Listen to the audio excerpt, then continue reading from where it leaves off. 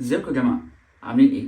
هنتكلم في الفيديو ده على فيلم جوكر فولي ادوكس، مع الاعتذار للناس اللي بتفهم في الفرنش، او جوكر 2 اسهل بقى من الاخر. الفيلم بيكمل احداث الجزء الاول. ارثر فليك دلوقتي محجوز في اركام اسايلم ومستني ميعاد المحاكمه بتاعته عشان جرائم القتل اللي ارتكبها في الجزء الاول. وفي الفتره دي بيقابل هارلي كوين وبتدور ما بينهم قصه حب غريبه ممكن تغير مصيره ومصير جوثام كلها. من الاخر كده اي حد عنده مخاوف من الفيلم ده ان هو ما يبقاش زي الجزء الاول، ان ممكن يبوظوا القصه او ان هو ممكن يزودوا فيها والموضوع ما كانش محتاج، وان قصه الجزء الاول خلصت لوحدها، مع الاسف المخاوف دي موجوده. مش فكره ان الفيلم حلو او وحش، ببساطه فكره ان الفيلم فعلا بياخد قرارات غريبه جدا. ناس هتقول عليه جريئه، ناس تانية هتقول عليه قرارات غبيه جدا، وده بقى يعني دي حته تانية لسه هنتكلم عليها في الفيديو. بس من الاخر وانت داخل تتفرج على الفيلم، انت داخل لازم هتكون عارف ان الفيلم ده هيلعب في الجزء الاول، سواء بقى بالحلو او بالوحش. دي بقى الاراء اللي لسه هنتكلم فيها كمان شويه.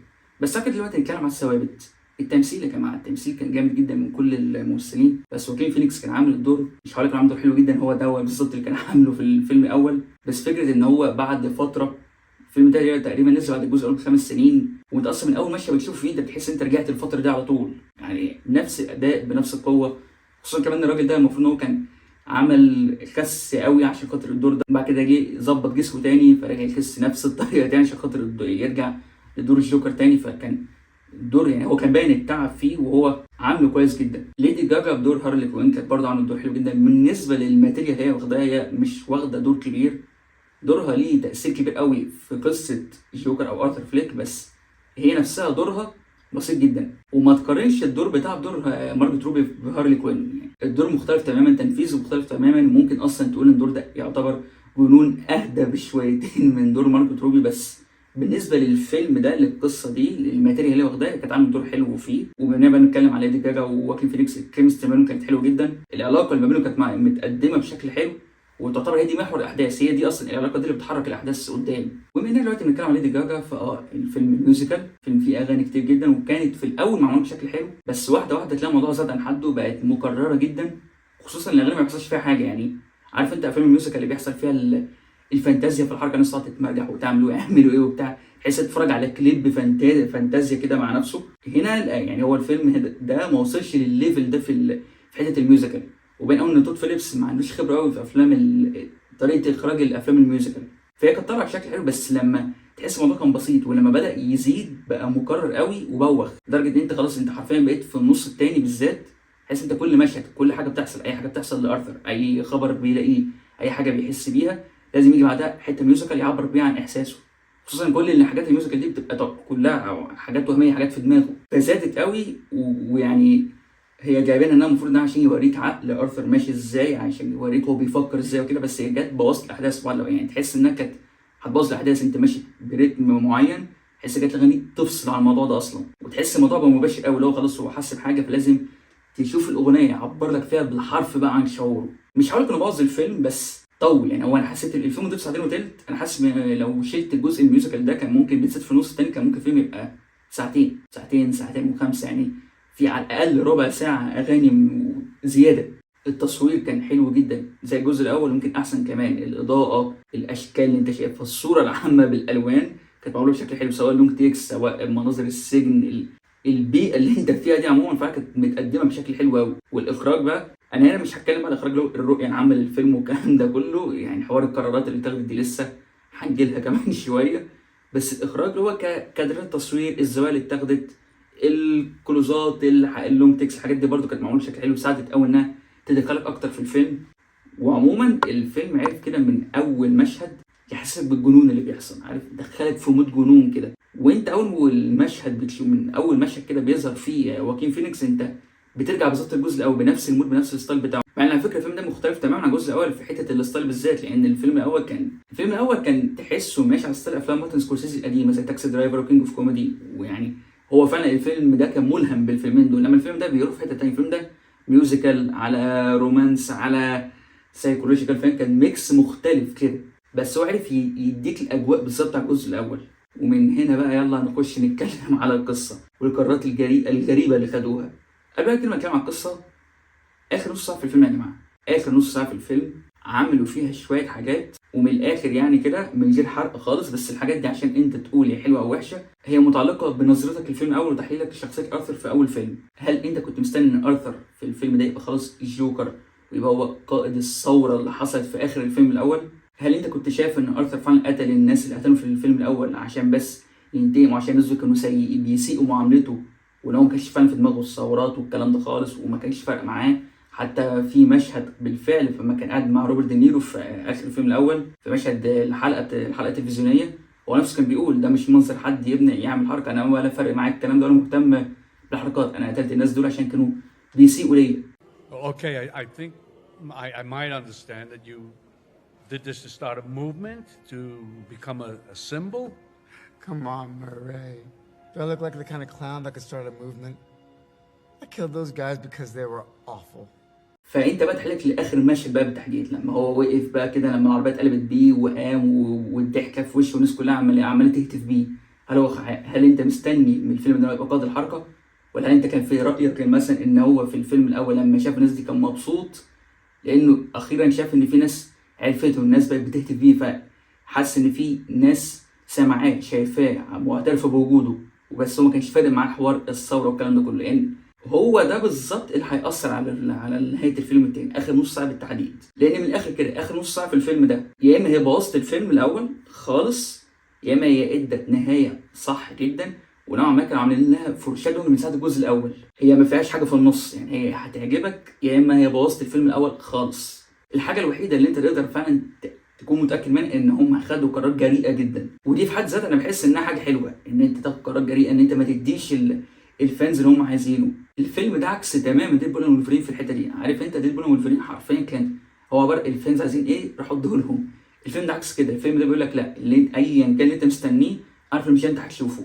فهي دي حلوه، الحركه في حد ذاتها حلوه لانها بتساعد على الفيلم اوريجينال اكتر، فيلم اصلا فعلا فيلم تخش تفكر فيه، لان انا طالع من الفيلم سيبقى بقى مبسوط او لا، بس انا فعلا طلعت بفكر في النهايه دي، بفكر في الفيلم ده، بفكر في القرارات اللي خدوها في الفيلم ده.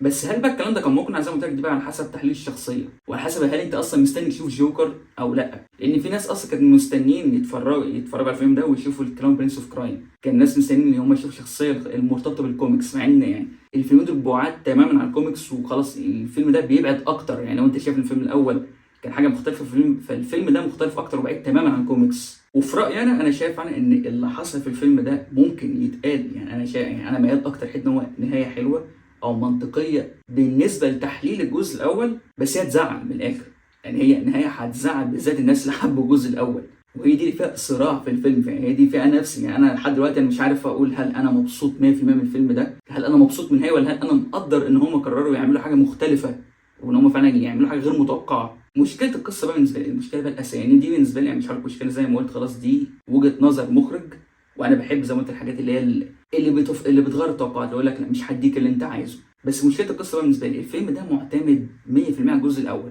انت من ساعه ما شفت الجزء الاول خالص كانت قصه كامله، كانتش محتاجه جزء تاني، بس الفيلم نجح فقالوا لك هنعمل جزء تاني، فطبيعي الفيلم التاني هيستثمر نجاح الجزء الاول، بس الفيلم ده معتمد 100% على الجزء الاول. عارف لو انت شفت الفيلم التاني ده من غير ما تشوف الجزء الاول، او لو انت حتى شفت الفيلم التاني من غير ما تبقى فاكر الجزء الاول، مجرد بس فاكر القصه كده، مش هيعجبك، هو مش حلو، لان هو لازم تكون شايف الجزء الاول ولازم تكون فاكر التفاصيل نفسها بتاع شخصيه ارثر والرحله بتاعته كلها في الجزء الاول والصراع، يعني انت لازم تكون فاكر الفيلم. حته التساؤلات اللي انا قعدت اقول عليها من شويه دي، يعني دي بتلعب دور كبير، لان هو في الجزء الثاني هو صراع، هو ارثر مش عارف يحدد هل هو ارثر فليك الشخص الطيب المريض ولا الجوكر القاتل من الاخر، وده صراع طول الفيلم. فانت عشان تشوف الفيلم ده وتاخد الافكت بتاع النهايه بتاعته، سواء انت تبقى مقدر اللي بيحصل او تبقى متغاظ وتقول ده فيلم وحش، لازم تبقى شايف الجزء الاول وفاكره بالتفصيل. ودي برضه حاجه تانية في القصه، ان الفيلم ده انت تحسه لحد اخر نص ساعه هو تكمله، ما بتقولش جديد،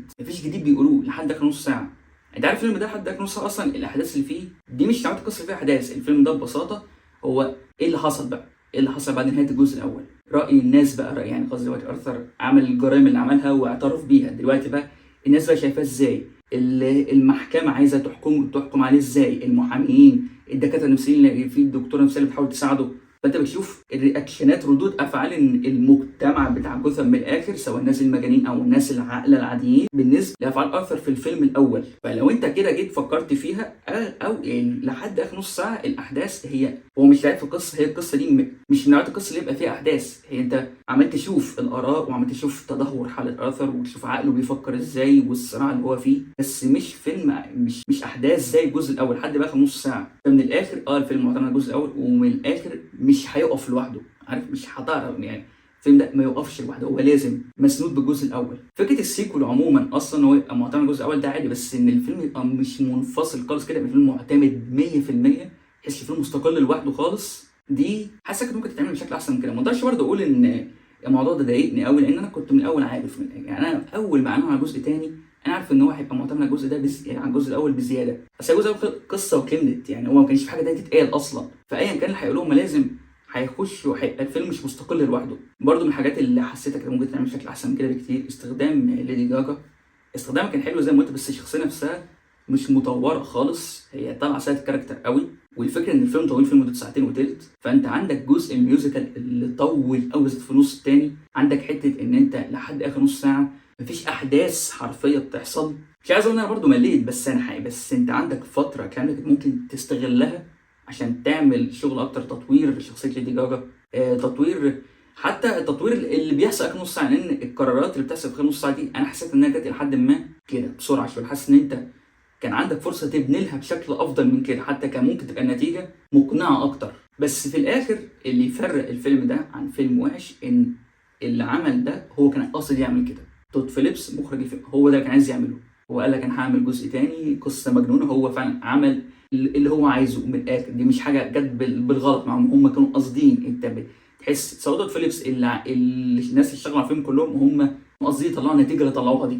الخلاصه الجوكر الجزء الثاني فيلم مثير للاهتمام، هيشد انتباه وانس ما تشوفه، هياخد انتباه كده من اول لحد الاخر، بالايجابي بالسلبي، هو ده الاختلاف، هو ده بقى الجدال في الفيلم. وفي توقعنا الشخصي ناس كتير قوي هتكره الفيلم ده من الاخر يعني، بس ما تقدرش تنكر ان هم كانوا عندهم حاجه بيقولوها، وفي نفس الوقت هم صمموا ان هم ما يدوش الفانز اللي هم عايزينه، يعملوا فيلم بشروطهم من الاخر. بس اهم حاجه ما تستناش الجوكر اللي انت متعود عليه من الاخر، ده مش هيحصل في الفيلم ده. ولازم تكون شايف الجزء الاول قبل ما تشوفوا الفيلم ده، عشان سواء بقى زي ما قلت اتغصتوا من النهايه بزياده قدرتوها، لازم تكونوا فاكرين تفاصيل الجزء الاول نفسها وبس كده. وهديله 7 من 10، ومش هضحك عليكم، الريت ده ممكن يقل وممكن يزيد لما اجي اشوفه تاني. يعني انا فعلا طالع من الفيلم لحد دلوقتي انا عمال افكر يعني هو حلو ولا لا، هل النهايه دي فعلا صح ولا لا، لان انا من ناحيه انا شايف ان هي دي منطقيه او واقعيه بالنسبه لبعض التحاليل اللي في الجزء الاول، ومن ناحيه تانية ايه اللي عملوه ده، انا حاسس اللي هم فعلا هم بوظوه، هو تحس ان هي ميكس ما بين الاثنين. فان شاء الله اكيد مشاهده ثانيه هتحسب الموضوع ده اكتر بالنسبه لي. المهم انت شفت فيلم ولا لسه؟ شفتوه اكتبوا في الكومنتات، ما شفتوش